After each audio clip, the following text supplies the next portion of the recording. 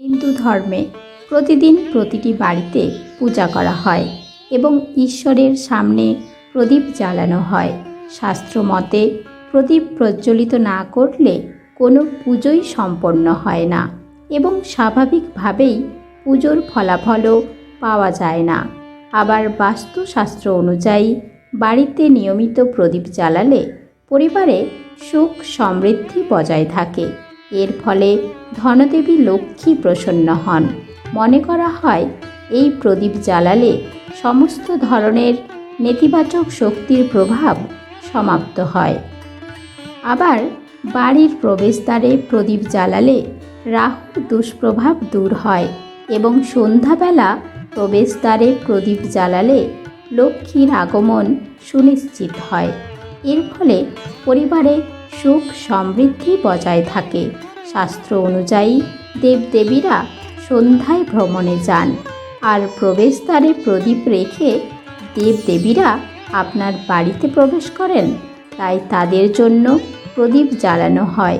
কিন্তু সন্ধ্যায় প্রদীপ জ্বালানোর কিছু নিয়ম আছে, যা মাথায় রাখা খুবই জরুরি। আসুন জেনে নেওয়া যাক সন্ধ্যায় প্রদীপ জ্বালানোর সময় কী কী বিষয় মাথায় রাখা উচিত। শাস্ত্র মতে সন্ধ্যায় যে কোনো তেল বা ঘি দিয়ে প্রদীপ জ্বালানো যায়। এর জন্য শুধু ঘি ব্যবহার করাই জরুরি নয়। সন্ধ্যায় প্রদীপ জ্বালানোর সময় মনে রাখবেন, ঘির প্রদীপে ব্যবহৃত প্রদীপের সলতে যেন তুলোর হয়। আপনি যদি তেলের প্রদীপ জ্বালান তাহলে লাল সুতোয় সলতে ব্যবহার করুন। এমনটাই বিশ্বাস করা হয় যে ভোর 5টা থেকে সকাল 10টা পর্যন্ত প্রদীপ জ্বালানো শুভ বলে মনে করা হয়। একই সময়ে সন্ধ্যা 5টা থেকে 7টা পর্যন্ত সময়টি প্রদীপ জ্বালানোর জন্য শুভ বলে মনে করা হয়। এছাড়াও আপনি সন্ধ্যা 5টা থেকে 7টার মধ্যে বাড়ির প্রধান প্রবেশদ্বারে প্রদীপ জ্বালান। এছাড়াও মনে রাখবেন যে বাড়ির মন্দির এবং তুলসীর কাছে প্রদীপ জ্বালানোর সময় প্রদীপের শিখা কেবল বাড়ির পূর্ব বা উত্তর দিকে রাখবেন। জ্যোতিষশাস্ত্র অনুযায়ী সন্ধ্যায় প্রদীপ জ্বালানোর পর তা সঠিক জায়গায় রাখা জরুরি। প্রধান দরজায় ডান দিকে সন্ধ্যার প্রদীপ রাখুন, অর্থাৎ ঘর থেকে বের হওয়ার সময় প্রদীপটা যেন ডান দিকে থাকে। এই প্রদীপের শিখা যেন দক্ষিণ দিকে না থাকে, বিশেষ খেয়াল রাখুন। প্রদীপ দিয়ে প্রদীপ জ্বালালে ব্যক্তি দরিদ্র ও রোগী হয়।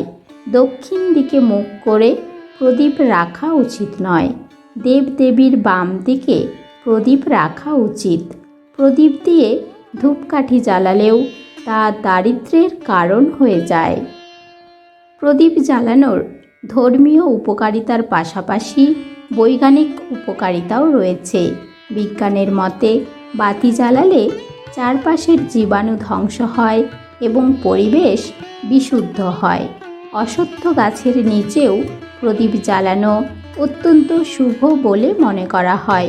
প্রতি অমাবস্যায় অশ্বত্থ গাছের নিচে একটি ঘিয়ের প্রদীপ জ্বালিয়ে আসুন। এর ফলে আপনার প্রয়াত পূর্বপুরুষের আশীর্বাদ আপনার উপরে থাকবে। এছাড়া টানা 41 দিন ধরে অশ্বত্থ গাছের নিচে সরষের তেলের প্রদীপ জ্বালালে জীবনের সমস্ত ইচ্ছে পূরণ হবে। জ্যোতিষবিদদের পরামর্শ অনুসারে প্রতি বৃহস্পতিবার কলা গাছের নিচে প্রদীপ জ্বালানো অত্যন্ত শুভ। তবে এই প্রদীপ শুধুমাত্র ঘিয়ের হতে হবে। প্রচলিত বিশ্বাস অনুসারে আরও মনে করা হয় যে যদি কোনো ব্যক্তি কঠিন অসুখে ভোগেন, তাহলে তার পরা কোনো পোশাক থেকেও কয়েক টুকরো কেটে নিয়ে ঘিয়ের প্রদীপে তা জ্বালিয়ে দিন। এর ফলে কঠিন অসুখের নিরাময় হয় বলে বিশ্বাস করেন অনেকে। বাস্তুশাস্ত্র অনুসারে পূজার সময় দক্ষিণ দিকে প্রদীপ জ্বালানো উচিত নয়, কারণ একে যমরাজের দিক বলে মনে করা হয়। উত্তর দিকে প্রদীপ জ্বালানো সবচেয়ে শুভ বলে মনে করা হয়। প্রদীপের শিখা পূর্ব দিকে রাখাও শুভ। পশ্চিম দিকেও প্রদীপ জ্বালাতে পারেন, তবে যে কোনো পরিস্থিতিতে দক্ষিণ দিকে প্রদীপ জ্বালানো এড়িয়ে চলুন। প্রদীপ জ্বালালে নেতিবাচক শক্তি নষ্ট হয়।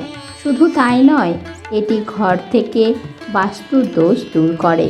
সেই সঙ্গে এটাও বিশ্বাস করা হয় যে প্রদীপ জ্বালানোর সময় প্রদীপের নিচে চাল রাখলে শুভ ফল পাওয়া যায়। শাস্ত্র মতে প্রদীপের নিচে চাল রাখলে ধন সম্পদের ক্ষতি রোধ হয়, অর্থের যোগান বাড়ে। সন্ধ্যাবেলা প্রদীপ জ্বালানোর সময়ে জপ করুন এই মন্ত্রটি: